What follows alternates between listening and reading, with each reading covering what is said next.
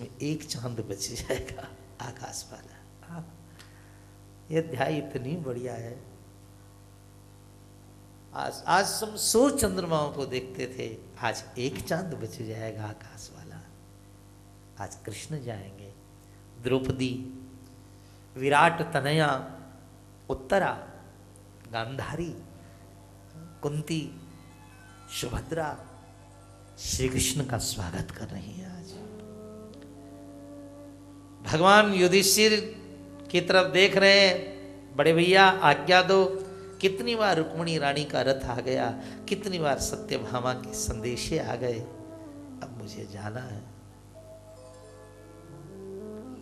कुंती जी ने तो भगवान से कह दिया कि जब 16,108 रानियों के साथ में इतने रूप बना सकते हो तो एक रूप से हमारे साथ काहे को नहीं रह जाते? रोज जाऊं जाऊं जाऊं लगा के रखते। जब आप इतने रूप बना सकते हो तो एक और बना लो बुआ के लिए।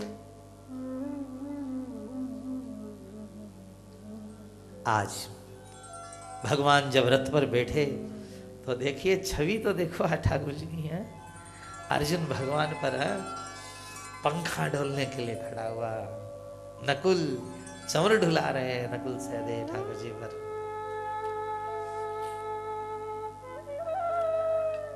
युधिष्ठिर जी कहते हैं, कन्हैया आज मैं रथ चलाऊं आपका, आप विदा होके जा रहे हैं।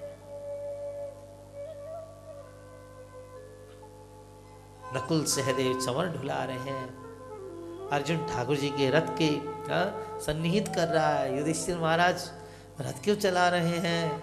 सारा गांव फूलों की बरसात कर रहा है, लेकिन लोग रो रहे हैं, विदा नहीं करना चाहते कृष्ण को। सबई किलायम, कोई कहता है ये अजन्मा है, कोई कहता है ब्रह्मा है, कोई कहता है विष्णु है, कोई कहता है ये तो अवतारी है, कोई कहता है अरे छोड़ो ना, ये तो हमारा है। केचिदाहुरजं जातं पुण्य श्लोकस्य कीर्तय। कोई कहता जसोदानंद के लिए आया है, कोई कहता जसोदा के लिए आया है, कोई कहता राधा के लिए आया है, कोई कहता है अरे छोड़ो ये तो रुक्मिणी के लिए आया है, पर भक्त कहते हैं तो हमारे लिए आया है बस।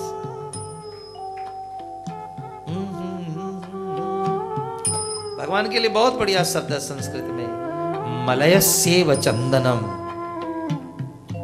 मनिहाल इन पर चंदन क्यों लगता है? मलयागिरी पर चंदन क्यों लगता है? इसलिए कि अपने आसपास के पेड़ों को भी चंदन बना देता है। ठाकुर जी क्यों आए हैं? अपने साथ वालों को भी कृष्ण बना दिया है इन्होंने। पांडव गीता पढ़िए, धर्मो विवर्धति युधिष्ठिर कीर्तनेन। युधिष्ठिर का नाम ले तो धर्म बढ़ेगा। जो लोग देख रहे हैं कि मेरा धर्म कैसे बढ़े, तो युधिष्ठिर का नाम लो, धार्मिक हो जाओगे। महाराज अर्जुन का नाम लेने से पाप मिट जाता है, नकुल सहदेव का नाम लेने से रोग नाश हो जाते हैं, भीमसेन का नाम लेने से भवरोग खत्म हो जाता है। अरे क्या लायकात दिए ठाकुर जी इन लोगों को, देखो तो सबको चंदन बना दिया। मलय शिव चंदनम।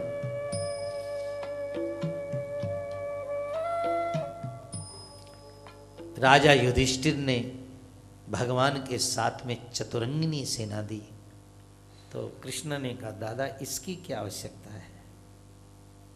चतुरंगिनी सेना, धनुष बाण वाले, तलवार वाले, रथ वाले, चार रंग की सेना होने, चारों दी, चतुरंगिनी सेना दी। तो कृष्ण ने कहा दादा इनकी क्या आवश्यकता है? युधिष्ठिर जी प्रेमी है, वो कहते हैं गोविंद आपको तो आवश्यकता नहीं है, पर मार्ग में यदि कोई कष्ट हुआ तो मैं सह नहीं पाऊंगा, इसलिए आप चतुरंगिनी सेना लेकर के जाओ। दुनिया की रक्षा करने वाले की युधिष्ठिर जी रक्षा कर रहे हैं। अब देखो, मां जब तक अपने हाथ से भोजन नहीं कराती है तब तक उसे संतोष नहीं होता है। भक्त जब तक खुद सेवा नहीं करता है उसे संतोष नहीं होता है। युधिष्ठिर जी ने चतुरंगिनी सेना दी। कुरु पांचाल, कुरु कुरुक्षेत्र से होते हुए पंजाब की तरफ भगवान मुड़ गए। पंजाब कुरुक्षेत्र से, दिल्ली से जब जाएंगे तो द्वारिका, कुरुक्षेत्र आया, फिर पंजाब आया, पांचाल में आते आते शाम हो गई। तब भगवान ने अपने सारे रथ रुकवा दिए और वहीं पर रुक करके संध्या वंदन किया।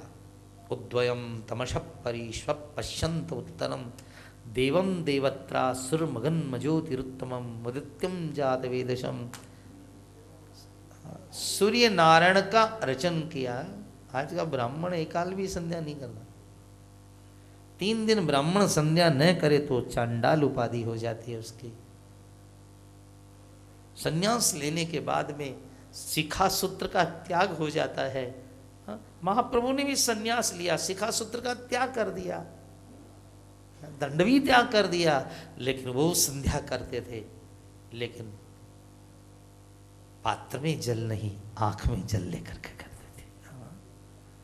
अपने महाप्रभु चैतन्य आंख में जल लेकर करते थे।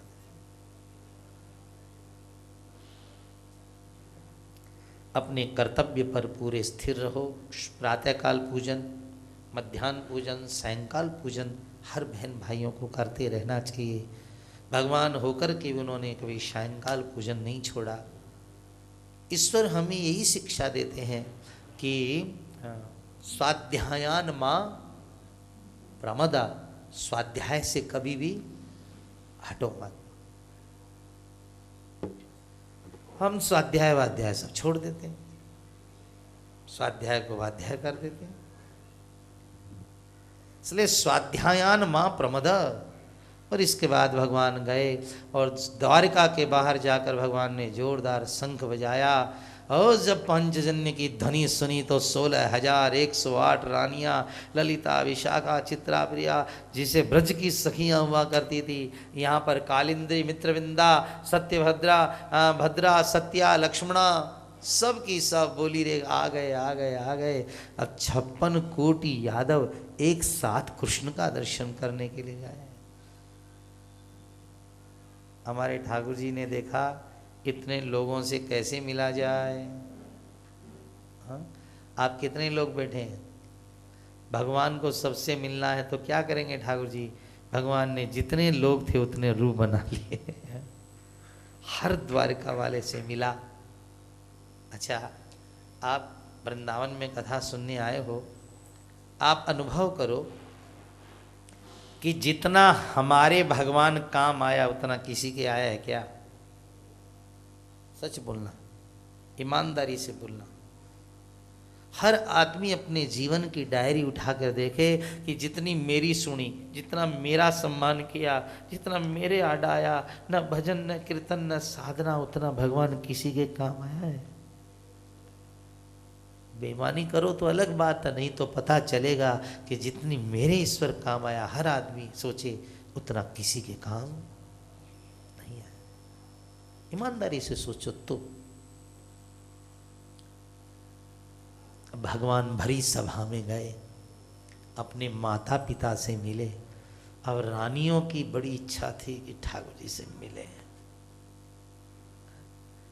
इस लीला का नाम है काम विजय लीला। आज कामदेव ने विचार किया कि इतने दिन बाद में ठाकुर जी आ रहे हैं, अपनी रानियों के पास जाएंगे, आज तो गोविंद पर हमको अधिकार मिल ही जाएगा। देखो रानियां कैसे मिली, चोरी की बात आपको सुना देता हूं थोड़ी सी। रानियों की चोरी की बात सुनो। अब भगवान माँ बाप के पास बैठे हैं, हाँ? और रानियों की इतनी तीव्र इच्छा हो गई कि एक क्षण कृष्ण नहीं मिले तो हम प्राण छोड़ देंगे। तो उन्होंने एक उपाय निकाला। अपने छोटे छोटे नन्हे मुन्ने जो बच्चे थे उनको भेजा, जा तेरे बाबूजी के पास जा। और सारे बच्चे गए, कृष्ण ने उनको चूमा, हाथ लगाया, गोद लिया। वो दौड़कर माँ के पास आए, माँ हम मिल आए। बस उन्हीं को गले लगाकर मानो कृष्ण मिलन का अनुभव कर रही है। ये जो छवि है भागवत, महात्मा लोग कहते हैं यज्ञोपवीतं परमं पवित्रं, यज्ञोपवीतं परमं पवित्रं स्पृष्ट्वा प्रिये सत्यमहं वदामि। यज्ञोपवीत के समान कोई पुत्र नहीं है, उसको छू के कह रहा हूं। क्या कह रहे हो? योगे वियोगे दिवसं प्रियस्य अणोरणीयान् महतो महीयान।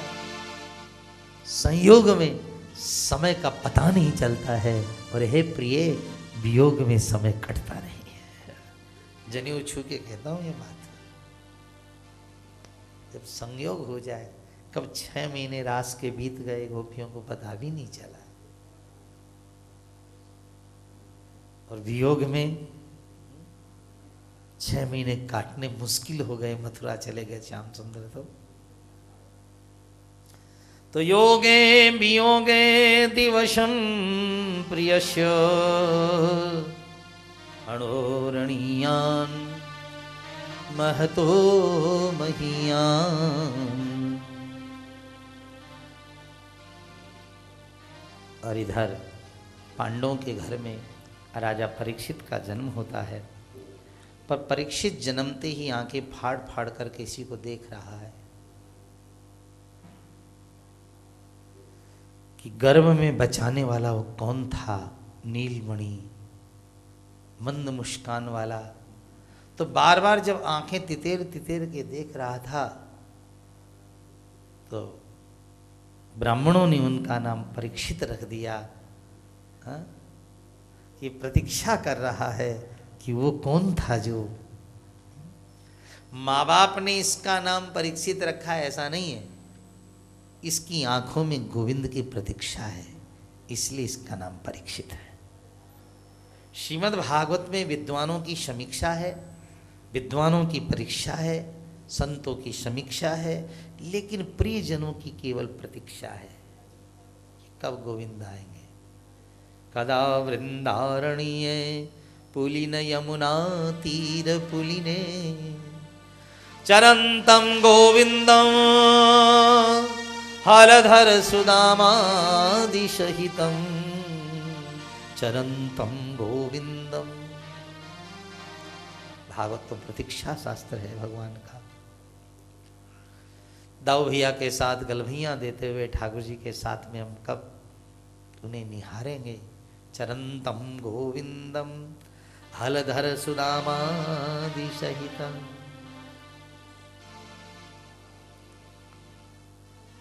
परीक्षित की जन्मपत्री बनाई गई। मृगेंद्र में विक्रांत, तो मृगेंद्र की तरह विक्रांत होगा, समुद्र की तरह दुर्धर्ष होगा, अर्जुन की तरफ धनुर्धर होगा। बड़ी बड़ाई की। दाता होगा, कलयुग का दमन करने वाला होगा। लेकिन एक काम है, सर्प के काटने से इसकी मृत्यु होगी। युधिष्ठिर जी ने कहा सर्प जिसे काटता उसकी तो मुक्ति नहीं होती है। कहा नहीं, इसे सर्प काटेगा, लेकिन उस समय में संत साथ में रहेंगे तो इसके लिए स्वयं गोविंद का भी मान आएगा। कथा कहने वाले सूत जी ने श्रीमद् भागवत जी में एक जगह कहा है कि जिस समय सुखदेव जी महाराज कथा सुना रहे थे, सूत जी कहते हैं मैं वहीं था, मैंने अपनी आंखों से देखा। मरने के पहले ही विमान आया और परीक्षित चला गया। मरने के पहले ही विमान आया था, सर्प डसने के पहले ही विमान आया और परीक्षित जा चुका था। मैंने अपनी आंखों से देखा। सुखदेव जी की मेरे पर नजर पड़ी उस समय, तो सुखदेव मुस्कुरा गए कि शरीर को काटने तक शका रहा है, परीक्षित तो गोविंद की गोद में पहुंच गया है। ये एक अच्छा भाव है श्रीमद् भागवत जी का। ऐसा कहीं होता नहीं कि मरने के पहले ही चला जाए। परीक्षित गया है। सूत जी ने कहा है परीक्षित पहले ही चला गया।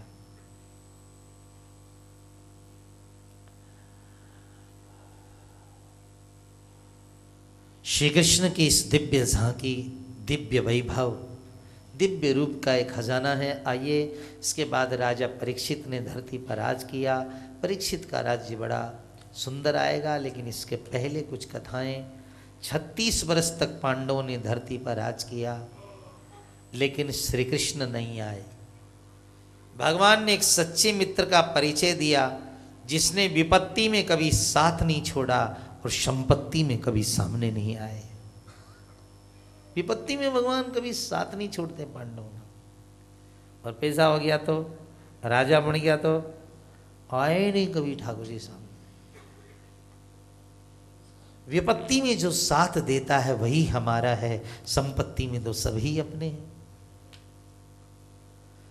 एक बार युधिष्ठिर ने 36 साल राज करने के बाद कहा, अर्जुन जा द्वारिका से कृष्ण को लेकर आ। अर्जुन द्वारिका गया तो पता चला कि कृष्ण कल ही परमधाम चले गए हैं। अर्जुन को लगा जब पता था मैं आ रहा हूं, कह के गए मेरी स्त्री बच्चों को अर्जुन ले जाकर, रुक जाते तो रुक जाते, कृष्ण चले गए। हाँ? गुजरात के अनुसार श्री कृष्ण का अंतिम संस्कार सोमनाथ के पास अर्जुन ने किया, गुजरात के अनुसार। वहां आज भी श्री वल्लभाचार्य जी की बैठक है।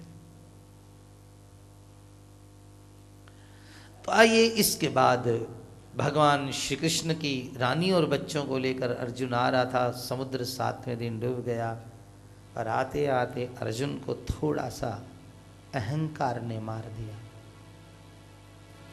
महाभारत के समय मोह ने मारा था, नष्टो मोह है, और आज एक अहंकार ने मार दिया कि जगत की रक्षा करने वाले जगन्नाथ की स्त्री और बच्चों को मैं रक्षा दे रहा हूँ। उसी समय भगवान ही मानो भील बन करके आए, और आकर के भगवान ने सब स्त्री को लूट लिया, बच्चों को लूट लिया। अर्जुन ने गांडीव पर डोरी चढ़ाई, अरे ये क्या, डोर नहीं चढ़ी। ब्रह्मास्त्र को याद किया तो मंत्र भूल गया, म्यान से तलवार नहीं निकली, सारे काम आज ही होने थे। क्योंकि जब अर्जुन निमित्त मात्र था तो निमिष मात्र में विश्व का प्रलय कर सकता था, पर आज वो निमित्त मात्र नहीं था, आज वो स्वयं वीर था, आज कुछ नहीं कर पाया। समझ रहे हो ना इस बात को, निमित्त मात्र को। इसका अर्थ है, महाभारत के समय देशों से पूछा गया, इन 40 लाख लोगों को यदि मारने दिया जाए तो आप अकेले कितने दिन में मारोगे? इसमें ने कहा 3 महीना में सबको मार डालूंगा, कर्ण 2.5 महीने में, द्रोणाचार्य यही 3-4 महीने में, दुर्योधन यही 3-4 महीने में। अकेला लड़ने दिया जाए तो कोई 2 महीना, कोई 3 महीना, कोई 4 महीना। तो अर्जुन से पूछा गया, तुम्हें लड़ने दिया जाए तो? अर्जुन ने कहा, एक निमिष में मार डालूंगा। निमिष मतलब आंख बंद होकर खुली निमिष, एक निमिष में मार डालूंगा। तो लोगों ने कहा, गप मार रहे हो कि सही बोल रहे हो? ये कैसे हो सकता है? अर्जुन ने कहा, कैसे हो सकता है, कृष्ण से जाके पूछो। निमित्र मात्रम भव सभ्य साचिन। अर्जुन ने लोगों ने कृष्ण से जाके पूछा, कृष्ण, अर्जुन कह रहा है निमिष मात्र में मार डालूंगा। भगवान ने कहा, जो अपने को अकर्ता समझता है, केवल निमित्त मात्र है, वो निमिष मात्र में पूरे ब्रह्मांड को भी खत्म कर सकता है, क्योंकि वो तो अकर्ता है, करने वाला तो। लेकिन आज निमित्त मात्र नहीं था ना अर्जुन, आज तो उसमें अहंकार था, हार गया। गोपी लूटी भील ने, वही अर्जुन वही बाण। अब लूटा हुआ अर्जुन आकर के युधिष्ठिर के चरणों में जो रोया, जो रोया, हा? इतना रोया है, श्रीमद् भागवत में तो रोना देखा नहीं जाता अर्जुन का, बहुत रोया। यद संश्रया द्रुपद गेहमुपागतानां, द्रौपदी के स्वयंवर में बाण मार के मैंने मछली का वेदन किया था, लोग कहते हैं निशाना पक्का है, पर मैंने कृष्ण की आंख में देखकर ही बाण चला दिया था। मैं कृष्ण को सदा कलवा, कनवा, हीर के छोरा कहता रहा, और श्री कृष्ण जब भी बोले मेरे को, हे पार्थ, हे धनंजय, हे गुड़ाकेश, अर्जुन के कान में आज आवाज आती है, कर्मण्येवाधिकारस्ते मा फलेषु कदाचन। अर्जुन, भीम, युधिष्ठिर, नकुल, सहदेव सब रो पड़ते हैं। द्रौपदी को साथ लेकर हिमालय की यात्रा करने निकले तो परीक्षित खड़ा हो गया। परीक्षित 36 साल का हो गया है। जन्मेजय उसके बेटा भी हो चुका है, इरावती उसकी पत्नी है। जिस समय जाने का समय हुआ तो ये बात आप गृहस्थियों के लिए बहुत बढ़िया सुनने लगे। परीक्षित ने कहा, न चाचा, न ताऊ, न भांजा, न भतीजा, न दादा, न कोई, मुझे अकेले को गद्दी पर बिठा के, दादाजी मत जाइए आप। रोने लगा परीक्षित, मैं बच्चा हूं, पूरे भारत का राज मैं कैसे कर पाऊंगा। बहुत रोया परीक्षित, मत जाओ दादाजी, मत जाओ। तब युधिष्ठिर जी ने कहा, सुन, जिसने गर्भ में रखा वो बाहर भी रखेगा, क्यों रो रहा है। आज के दादा दादी यही समझ ले कि हमारे घर का क्या होगा हमारे पीछे से, तो सारा काम हो जाए। जिसने गर्भ में रखा है वह, बहुत ही सुंदर बात कही है।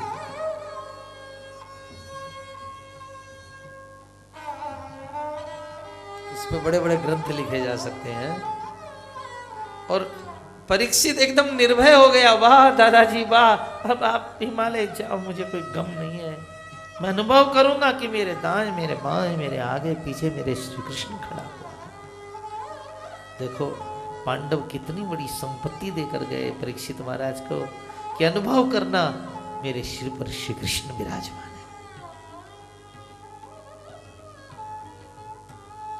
पांचों पांडव चले गए। भागवत में इसकी विशेष कथा नहीं है।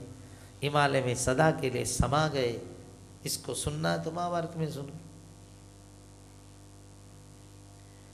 और इसके बाद परीक्षित महाराज का राज हुआ। परीक्षित ने विश्व विजय की, सारे संसार पर उसने अपनी कीर्तिमान का स्थापन किया। जिन जिन गांवों में, जिन जिन स्थानों में परीक्षित जी विश्व विजय के लिए गए, वहाँ बहुत बड़ाई हुई। कई जगह ब्राह्मण मिले, कह रहे थे परीक्षित महाराज, आपके पितामह के दादाजी के यज्ञ में हम गए थे, हमारी जूठी पत्तल कृष्ण ने उठाई थी। तो राजा परीक्षित उनके चरण धोता था, वंदन करता था। जो कह देता मैंने श्री कृष्ण को देखा है या युधिष्ठिर जी को देखा है, बहुत अपने गले के हार निकाल के पहना देते थे। और राजा परीक्षित ने वर्षों राज किया है। इसके बाद की घटना, एक दिन पता चला कलयुग आ गया है। वेश बदल के घूमते समय परीक्षित महाराज ने देखा गाय और बैल दो खड़े हैं और एक राजा डंडे से उनको पीट रहा है। गाय और बैल आपस में बातें कर रहे हैं। गौ माता कह रही है बेटा धर्म, और बैल कह रहा है माँ धरती। धरती माता कहती है भगवान कृष्ण क्या गए, हमारे से 49 गुण चले गए। हाँ, कृष्ण के धरती से जाती 39 चीज चली गई। सत्य, दया, त्याग, तितिक्षा, संग, दम, यम, नियम, प्राणायाम, प्रत्याहार, धारणा, ध्यान, अभय, सब जहाँ चले जाते। श्री, विभूति, कीर्ति, विजय, सब चले गए। धर्म कहता मेरे माँ 4 पैर हैं। सत्य, दया, दान और तप ये कलयुग तोड़ रहा है। राजा परीक्षित ने तलवार उठाई, कलयुग को मारने लगे। कलयुग चरणों में गिर पड़ा। महाराज मेरे अवगुणों को मत देखिए, मेरे गुण को देखिए।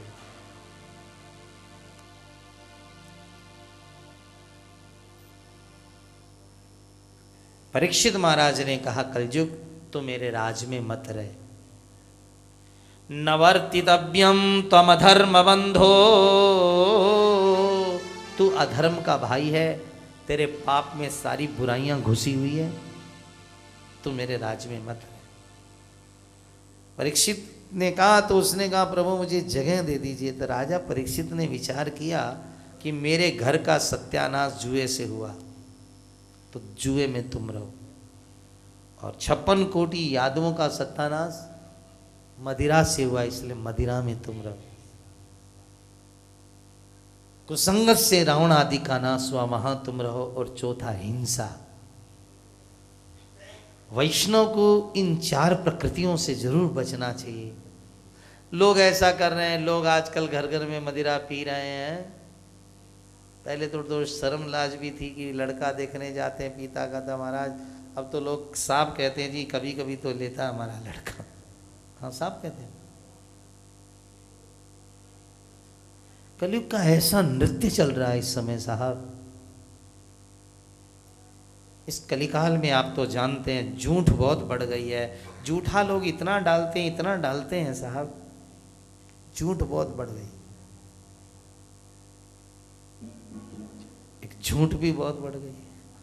एक जुआ तो इतना बढ़ा है कि घर घर में टीवी चल गए, सुबह से शाम तक जुआ ही खेलते रहते हैं लोग, महिलाएं भी खेलती रहती हैं।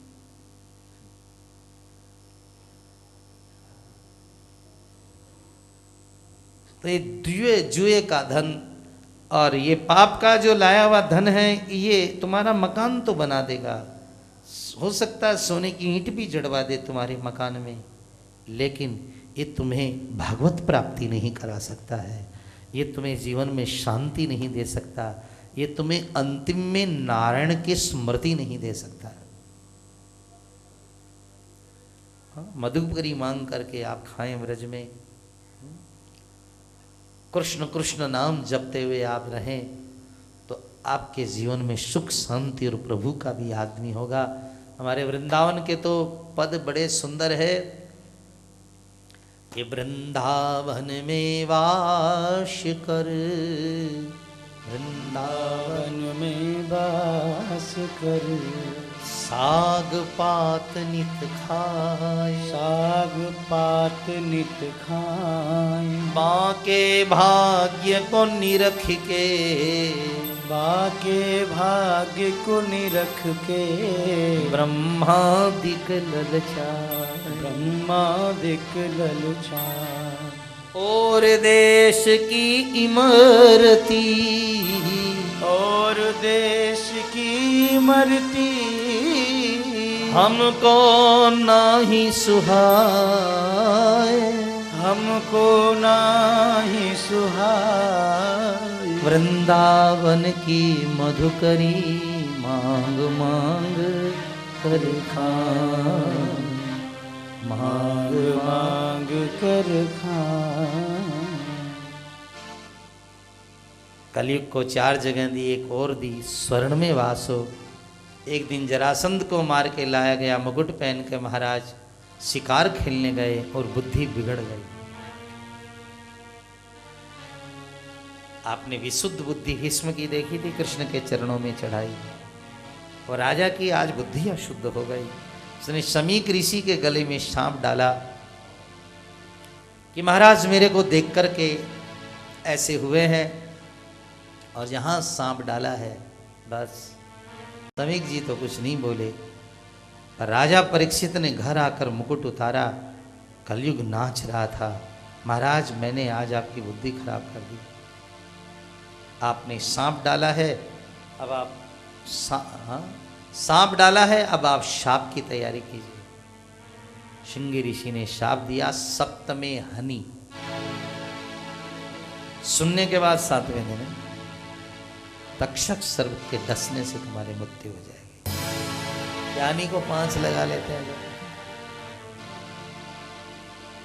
जो भी है, 7 दिन बाद में तुम्हें तक्षक सर्प से डसने से मृत्यु आएगी तुम्हारी। राजा परीक्षित ने समाचार लाने वालों को 7 गांव दिया, और स्वयं एक वस्त्र पहन करके शुक्रताल में जा करके बैठ गए। एक सिंहासन लगा दिया, जो 7 दिन में मुक्ति कर सकता है सिंहासन के ऊपर बैठ जाए। सिंहासन पर बैठे, जो 7 दिन में मुक्ति कर सकता है। भृगु वशिष्ठ मेधातिथि देवल देवरात राम व्यास पराशर भृगु अंगिरा, बड़े बड़े महात्मा आए। कैसे साप लगा? राजा परीक्षित ने कहा बताने में ही 7 दिन बीत जाएंगे। दाग कहाँ लगा ये पूछने किस किस घर में जाएंगे? अब धो दो ना। 7 दिन में हमारी मुक्ति हो ऐसा उपाय बताओ। उसी समय में तत्र ययौ भगवान व्यास पुत्र, भगवान व्यास पुत्र मानी भगवान ही सुखदेव जी बन करके तत्र ययौ वहां आ गए। सुखदेव जी महाराज आ गए। श्रोताओं, चरितम किम में, मैंने क्या पुण्य किया, क्या भाग्य हुआ कि आज मेरे घर पे ऐसा सूरज निकला। येषां संस्मरणात् पुंसां सद्यो शुद्ध्यन्ति वै गृहाः, जिनके स्मरण करने मात्र से घर पवित्र हो जाते हैं। किम पुनर्दर्शन स्पर्शः, फिर उनको दर्शन मिल जाए, स्पर्शन मिल जाए, उनके साथ उठन बैठन मिल जाए। किम पुनर्दर्शन स्पर्श। भगवान, मैं संत का क्षण नहीं बिगाड़ना चाहूँगा। बस पहला और अंतिम प्रश्न है मेरा, मनुष्य को पता चले कि 7वें दिन मरना है तो उसे श्री कृष्ण प्राप्ति के लिए क्या करना चाहिए? सुखदेव जी ने कहा राजन, सुना है तुम्हें 7वें दिन तक्षक सर्प आकर के काटेगा। तुम चाहो तो हम तक्षक को हटा भी सकते हैं, कोई ऐसे ऐसे मंत्र दे देंगे हट जाएगा। राजा परीक्षित कहता है मुझे तक्षक सर्प का डर नहीं है, मृत्यु का डर नहीं है, श्री कृष्ण न मिले ये भय लग रहा है। पक्का हो जाए कि मरने के पहले कन्वा से मुलाकात हो जाएगी, बस फिर कोई गम नहीं है। सुखदेव जी के मुंह से निकला वरीयाने शते प्रश्न, दूसरा स्कंद पहले अध्याय पहला श्लोक। वरीयाने शते प्रश्न कृतो लोक, वाह वाह क्या प्रश्न है तुम्हारा राजन।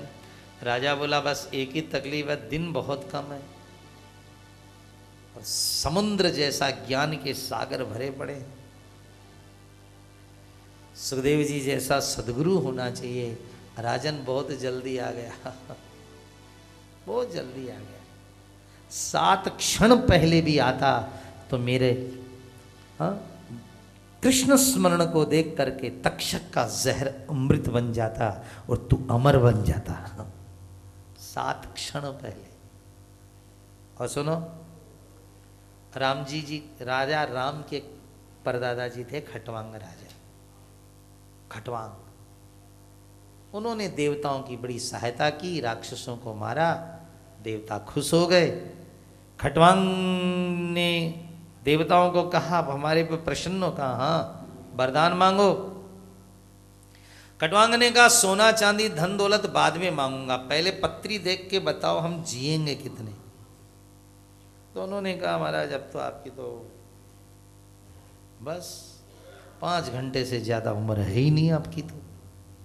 उन्होंने कहा अच्छा सोना चांदी हीरा मोती नहीं मांगा, नहीं तो लोग बोले लॉटरी खुलते ही मर गया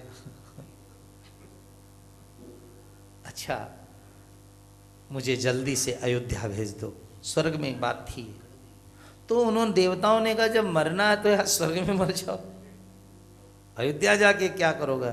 उसने कहा स्वर्ग में मरूंगा तो मरूंगा, पर अयोध्या में गया तो तरूंगा तरूंगा, क्योंकि स्वर्ग तार नहीं सकता है। तो अयोध्या आ गए और जल्दी से जल्दी अपने बच्चे को गद्दी पर बिठाई। और महाराज मुहूर्त का बहुत छोटा सा समय था और उस थोड़े से समय में और सरयू के किनारे बैठ गए, दोनों हाथ ऊंचे उठा दिए और जय जय श्री सीताराम, जय जय श्री सीताराम, जय जय श्री सीताराम, जय जय श्री सीताराम। आकाश में देखने लगे। उसी समय विमान पर बैठकर श्री सीताराम जी आए।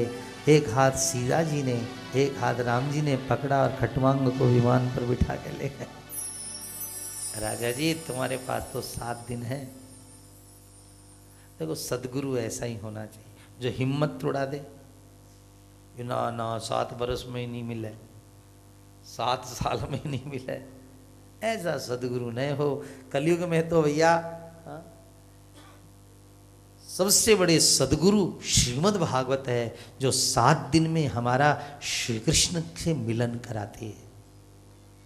कलिकाल में तुम्हें मन लायक गुरु नहीं मिले तो श्री गीता जी को गुरु बनाओ, श्री वल्लभाचार्य को गुरु बनाओ, श्री रामानुजाचार्य को गुरु बनाओ, और ये भी नहीं मिले तो श्रीमद् भागवत जी को गुरु बना लो। कई लोग गुरु के पीछे पड़े रहे, बस गुरु जी बनाना। बस गुरु का मतलब यही है कि तुम धर्म निभाओ, गीता को गुरु बनाओ ना। और कोई सोना सा गुरु चाहिए तो कृष्णम वंदे जगत गुरु, बाकी बिहारी जी को बनाओ। श्री कृष्णम वंदे जगत गुरु। राम नाम लेने के लिए कभी गुरु मत बनाना, क्योंकि राम नाम लेने के लिए गुरु की आवश्यकता नहीं हुआ करती है। कृष्ण नाम लेने के लिए गुरु थोड़ी चाहिए। कोई मंत्र सिद्ध करना तो गुरु बनाओ। ये तो राम का नाम सबसे बड़ा गुरु है, एक माध्यम होता है जीवन में। सुखदेव जी ने कहा राजन, इदं भागवतं नाम पुराणं ब्रह्म संहितं अधीतवान् द्वापरादौ पितुर्द्वैपायनादम्। मैं तुम्हें श्रीमद् भागवत सुनाता हूँ, लेकिन भागवत सुननी है तो जरा सावधान होके बैठो। राजा जी ये जितनी धरती है सब भगवान की जंघा है, जितने वृक्ष हैं सब रोमावली है कृष्ण के शरीर की, जितने पहाड़ हैं सब हड्डियां हैं गोविंद के शरीर की, चांद तारे उनकी आंख हैं, दिशाएं उनके कान हैं। पाताल में तस्य ही पादमूलम पठन्ति पाषणिर प्रपदेरशातलम महातलं विश्वसृजोत गुल्फौ तलातलं वै पुरुषस्य जंघे। नीचे के 7 लोग तल वितल सुतल तलातल पाताल, ये भगवान के चरण के तल में है। धरती कमर है, मस्तक भगवान का भूर्भुवः स्वः महजनौ पर 7 लोग भगवान का है। ये सारा ब्रह्मांड कृष्ण से भरा हुआ है। कथा सुन रहे हो तो अनुभव करो, मेरे दाएं कृष्ण, मेरे बाएं कृष्ण, मेरे आगे कृष्ण। कई लोग जरा ज्यादा ही सुन चुके हैं, और जो ज्यादा श्री कृष्ण सुन लेना फिर उसे अपने आप में रमण करना चाहिए। सच्चा श्रोता वही है जिसे दाएं बाएं कथा सुनते समय में श्री कृष्ण की झांकी का अनुभव हो। सुखदेव जी ने बताया राजन, मोक्ष पाने के लिए मनुष्य को कुछ आचरण करना पड़ता है। पहला जितासनो, आसन जीतना पड़ता है। फिर जीता श्वासो, श्वास जीतना पड़ता है। जित संगो, फिर संग जीतना पड़ा, और फिर इंद्रियों को। ये 4 चीज जीतनी पड़ेगी मोक्ष के लिए। देखो जीवन जब आदमी शुरू करता है तो ये चारों ही नहीं जीती जाती है, पर जीती नहीं जाती है ऐसा नहीं है। समय पा करके भगवत कृपा से लोग जीत सकते हैं इसको। ऐसा अनुभव है, जीती नहीं जाती ऐसा नहीं। जितासनो, जितश्वासो, जितशंगो, जितेंद्रिय। ये 4थे अध्याय में सुखदेव जी ने मंगलाचरण किया। जरा हाथ जोड़ लीजिए। भागवत जी का मंगलाचरण पहले अध्याय में क्यों नहीं किया, 4थी में किया? का वक्ता भूल गया कि मैं वक्ता हूं। सच्चे वक्ता हैं सुखदेव जी।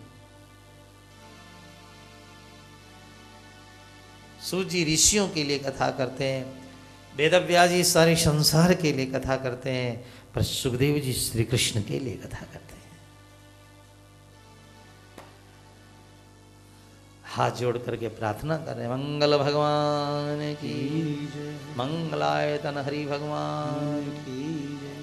तपस्विनो दान परा यशस्विनो मंत्रस्विनो मंत्रविदा स्वमंगला क्षेमं न विदन्ति विना यदर्पणम् तस्मै सुभद्र सबसे नमो नमः। तपस्विनो दान परा यशस्विनो मंत्रस्विनो मंत्रविदा सुमंगलाः।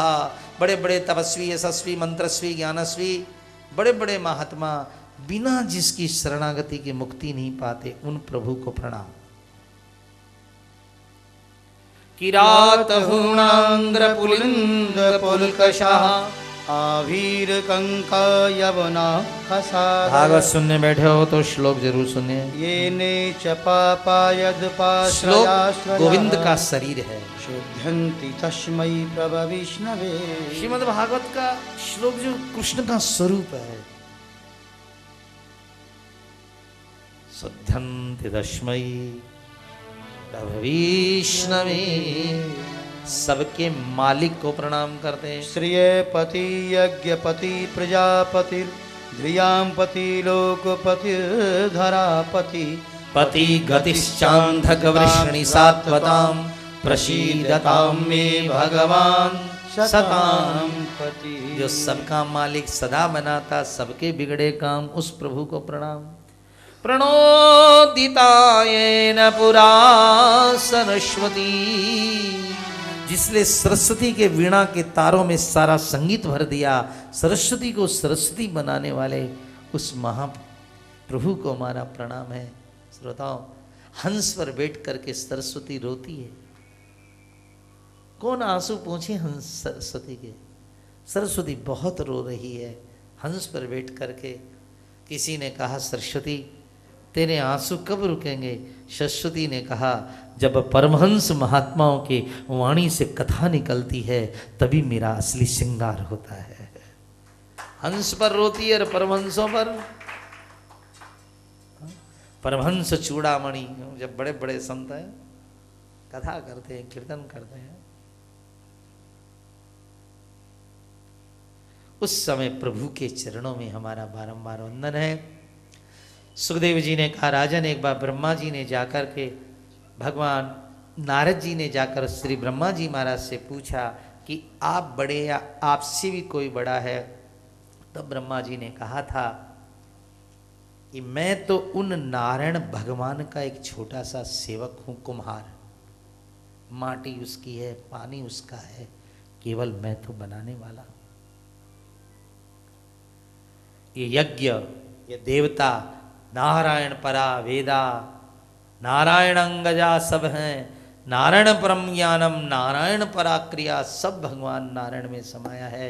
आपने नारायण को देखा है?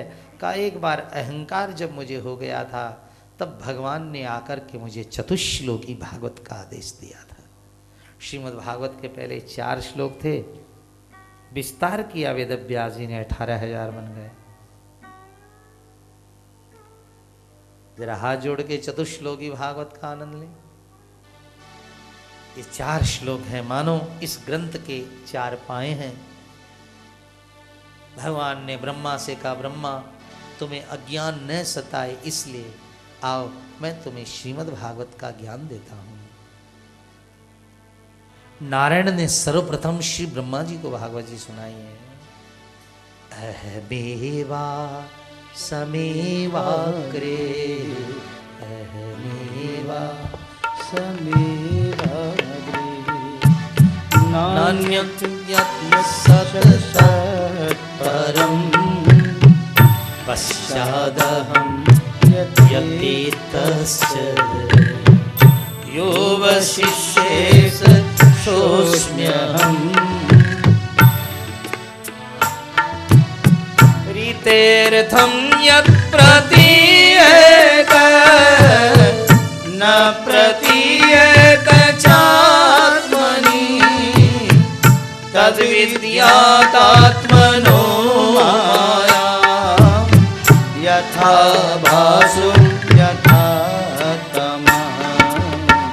रसिया नहीं है भागवत जी, गीत गाने नहीं है। थोड़े दिन में तो लगता है कि भागवत जी केवल गीत गाने ही रह जाएगी।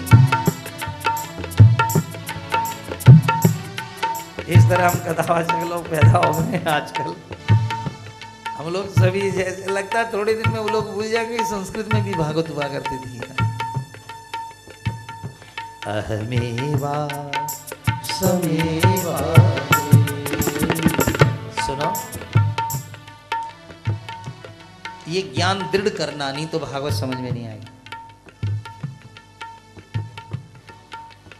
जब घड़ा नहीं था तब भी माटी थी, और आज घड़ा है तब भी माटी, और कल घड़ा नहीं रहेगा तब भी माटी। फूट गया घड़ा, आज तक दुनिया में कितने करोड़ों घड़ों फूट गए, कहाँ है माटी। तो जब दुनिया नहीं थी तब भी मैं था, आज दुनिया है तब भी मैं हूं, और कल दुनिया नहीं रहेगी। तुम 100 वर्ष पहले कहाँ थे तब भी मैं था, आज तुम, और 100 साल बाद में तुम कहाँ रहोगे, और मैं वहां भी रहूंगा। जगत कभी साथ रह नहीं सकता है, और परमात्मा कभी साथ छोड़ नहीं सकता है। अहमेवा शमेवाग्रे।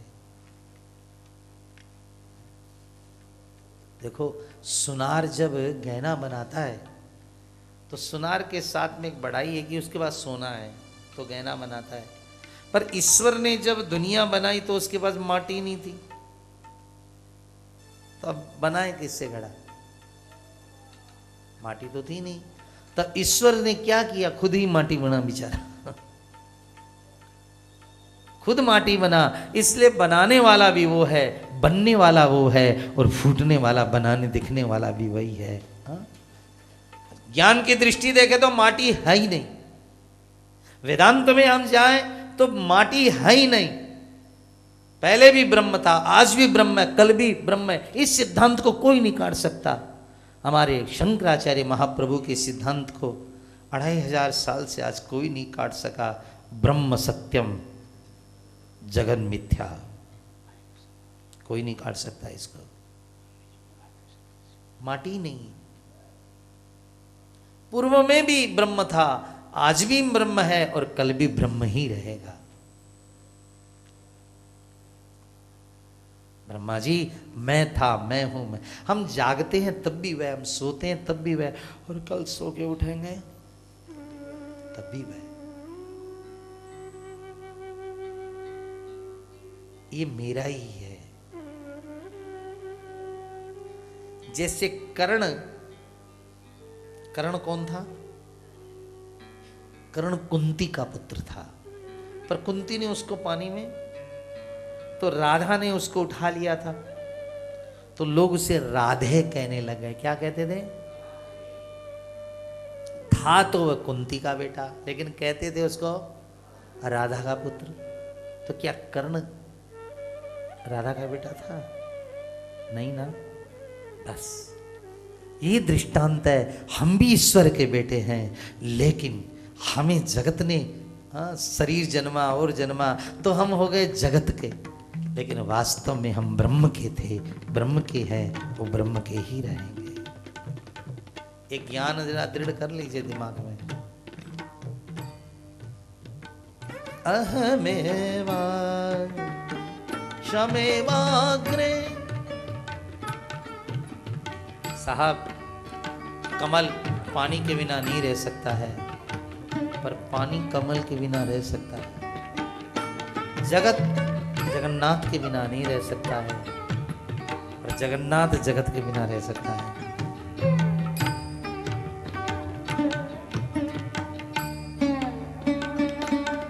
ये ज्ञान जब तक नहीं आएगा, भागवत जी समझ में नहीं आएगी।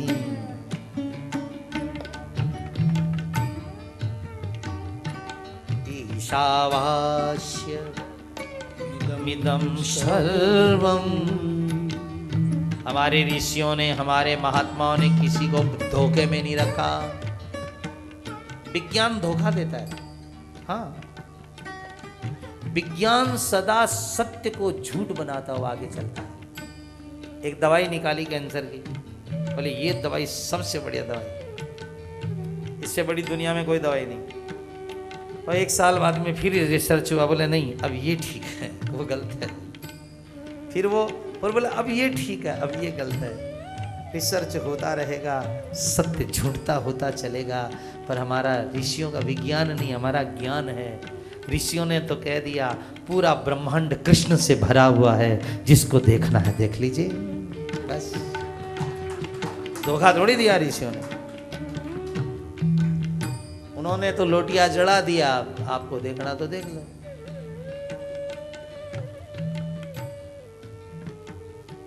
ईशावास्य सर्वम् अहमेवा समेवाग्रे ऋतेर्थम यत् प्रतीयेत।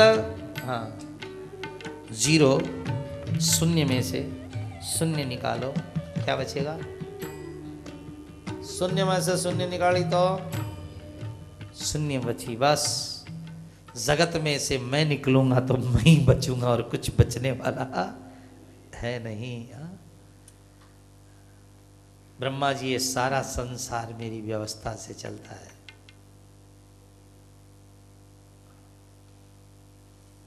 जैसे गाय है, अब गाय को चराना, गाय को बांधना, फिर गाय को दूना, और फिर गाय का दूध जमाना, फिर दही बिलोना, और उसके बाद में घी निकालना, और घी निकालने के बाद उसको खाना। काम कितने हुए, लेकिन है तो सारा काम गाय के कारण ही। इसी तरह पैदा होना, जन्मना, मरना, बढ़ना, करना, ये सब मेरे कारण ही है। भगवान ने कहा ब्रह्मा जी मेरी व्यवस्था देखना चाहते हो तो देख साहब, भगवान की व्यवस्था देखिए। 10,000 गायें एक रंग की है, सफेद, और उनके 10,000 बछड़े भी सफेद रंग के हैं। हाँ, 10,000 गायें एक रंग की, उसके बछड़े भी एक रंग के हैं। और आप बछड़े को छोड़ दीजिए, अपनी मां के पास पहुंच जाएगा। हाँ, अपनी मां के पास चले जाए, अब निशान कर दीजिए, अपनी माँ के पास ही जाएगा। ये अलग बात हो भागता भागता 1-2 की लात खाता हुआ चला जाए, ये अलग कहानी है, लेकिन जाएगा अपनी माँ के पास। ये व्यवस्था किसकी है? आप इतनी बड़े दुनिया में आप अपने घर में ही घुसते हैं, ये व्यवस्था किसकी है? दिमाग खराब हो जाए तो कहाँ घुसो पता चलेगा।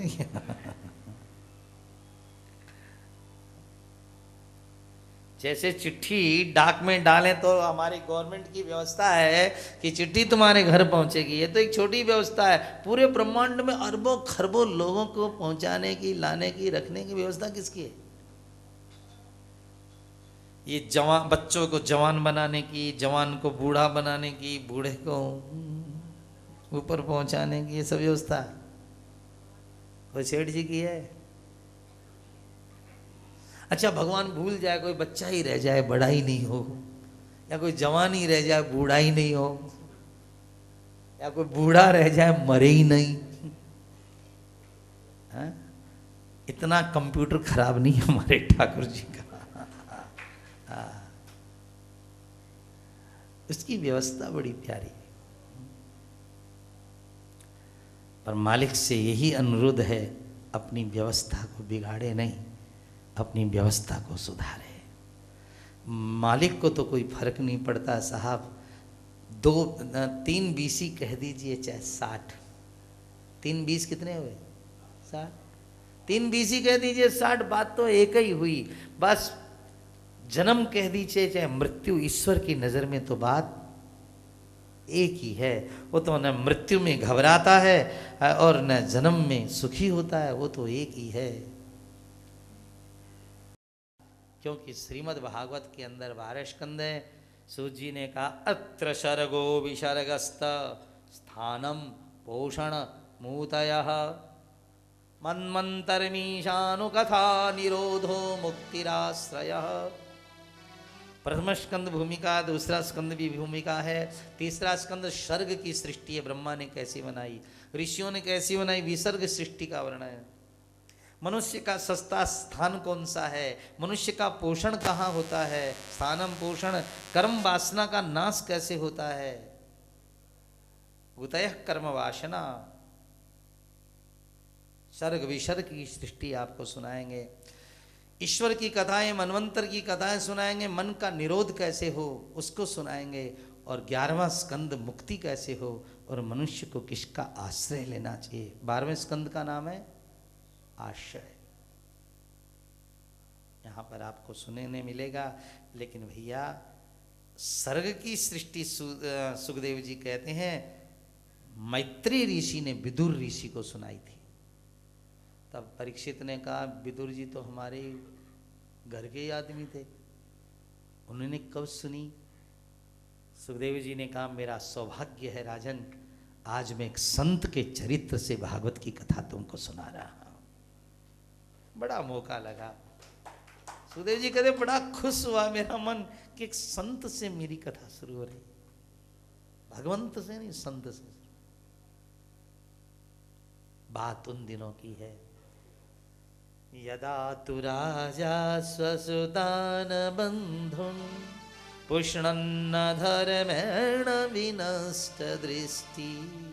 जिन दिनों अंधा राजा धृतराष्ट्र अपने भाई के बच्चों पांडवों को मारने के लिए टटपूंजी काम कर रहा था। कभी लाक्षागृह में आग लगा रहा था, कभी जहर दे करके मार रहा था। इतने से संतोष नहीं हुआ, हाँ, तो भरी सभा में उनकी बहू को नग्न करना चाहता था।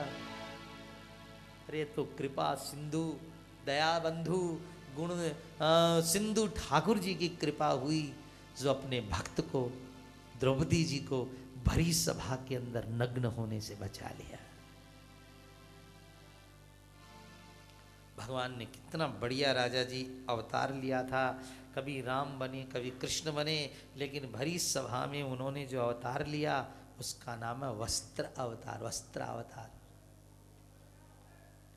साड़ी विच नारी है कि नारी विच साड़ी है, साड़ी में ही नारी है कि साड़ी में ही नारी है कि नारी में ही साड़ी है, साड़ी में ही नारी है कि नारी में ही साड़ी। पीली हरी आसमानी अंगूरिया फिरोजा, रंग रंग की तो बाहर चली आई, सुआ पंखी तीतर पंखी बेल पंखी बिन पंखी,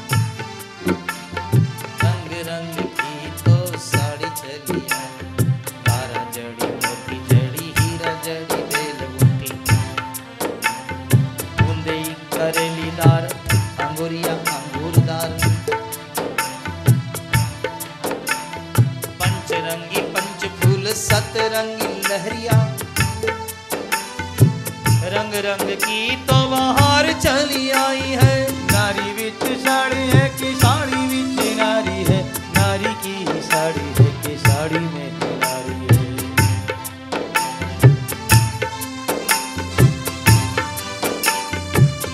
हे गोविंद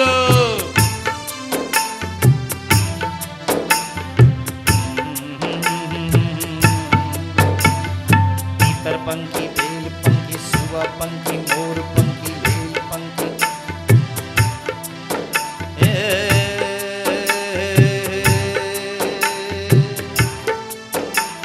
अनारकली दाढ़ी मां बेला चमेलीदार,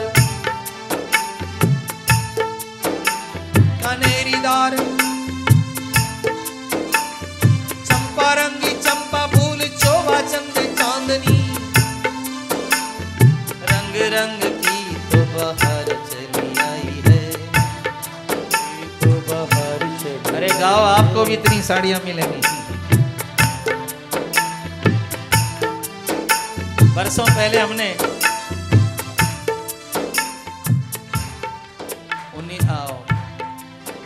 ओम प्रकाश जी जालन के यहाँ 82 में कथा हो रही थी, 1982।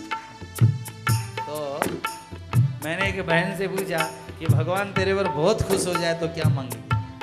उसने कहा महाराज कुछ ही नहीं मांगो, कुछ भी नहीं मांगो। मैं तो बोलूँगी जितनी कारखाना में नई लेटेस्ट साड़ी छपे सब मेरा आ जाए एक एक पीस।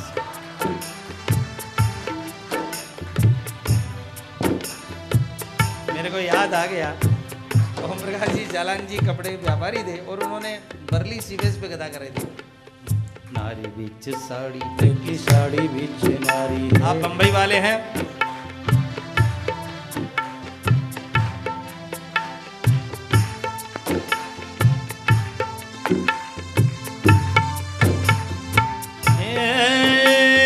चांदनी तो चंद जड़ी सुआ की किरण परी, अरे सूर्य की किरण मानो सात घोड़ा धाई है।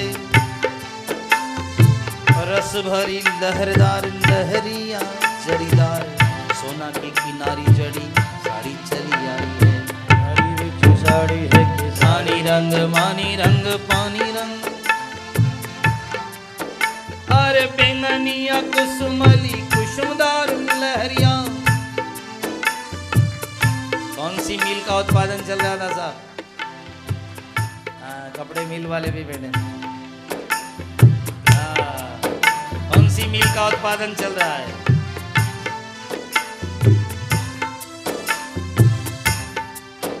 किसी ने कहा ठाकुर जी कहां से लाए?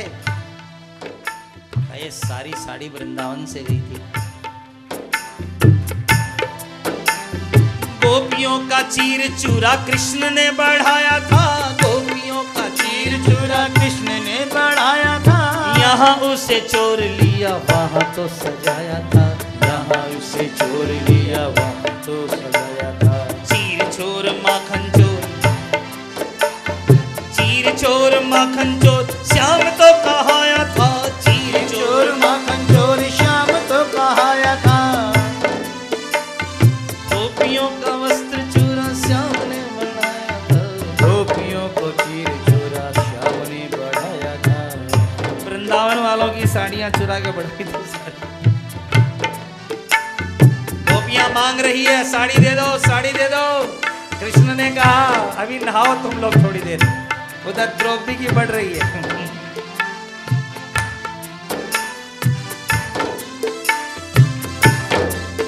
तेरी श्याम की तो लीला देख, माधुरी उपमा देख, मोर की छटा तो देख, सब मन भाई है। नारी बिच साड़ी है कि साड़ी बिच नारी है, नारी की साड़ी है कि साड़ी में ही नारी है।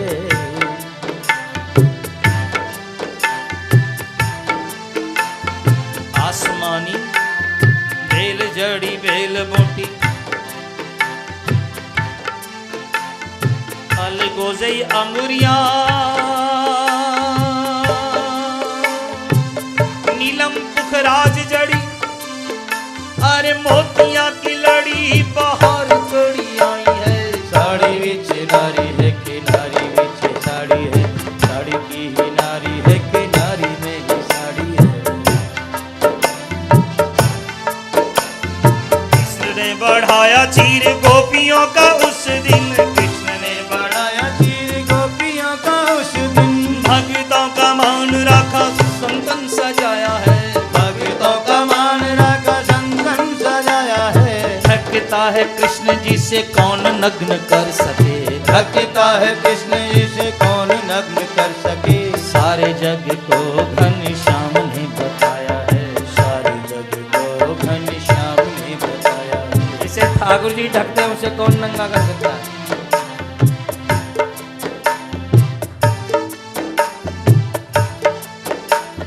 सोना की तो तार जड़ी चांदी की छबीली तारा, सोना की तो तार जड़ी चांदी की छबीली तार।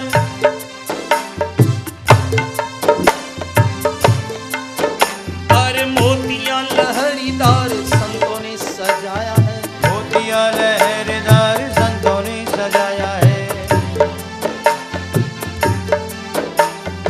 आकाश से तो चीर ऐसे बढ़ रहा, आकाश से तो चीर ऐसे बढ़ रहा, मानो जैसे गंग की तो धारा को चलाया है, मानो जैसे गंग की तो धारा को। जैसे आकाश गंगा उतर गई धरती।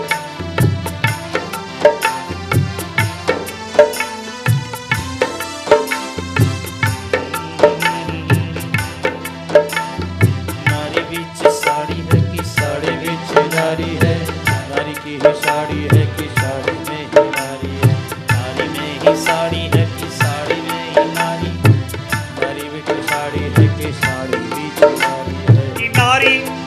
किनारी तो घनश्याम झलक रहा, किनारी किनारी तो घनश्याम झलक रहा, बीच बीच जमुना की धार चली आई है, बीच बीच जमुना की धार चली आई है। सुआ और मोर भीतर बटेर मानो पंख पसार, आज साड़ी को बढ़ाई, पंखे पसार मानो साड़ी को बढ़ाई। ये गीत हमने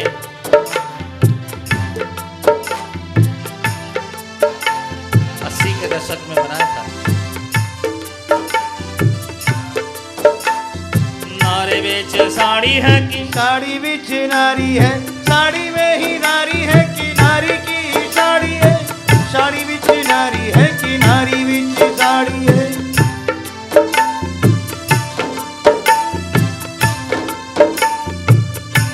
सांवरिया गिरधारी रे पत राखो हमारी, सांवरिया गिरधारी रे पत राखो हमारी। आके बढ़ावो मेरी साड़ी रे, पत राखो हमारी, आगे बढ़ावो मेरी साड़ी रे पति राखो हमारी।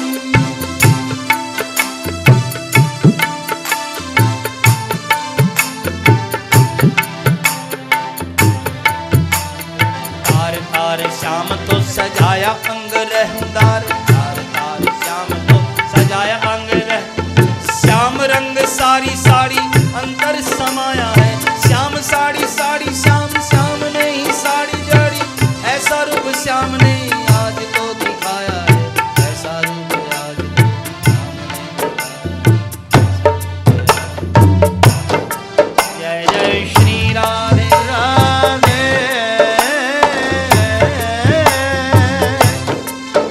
और द्रौपदी जी दोनों भुजा उठा कर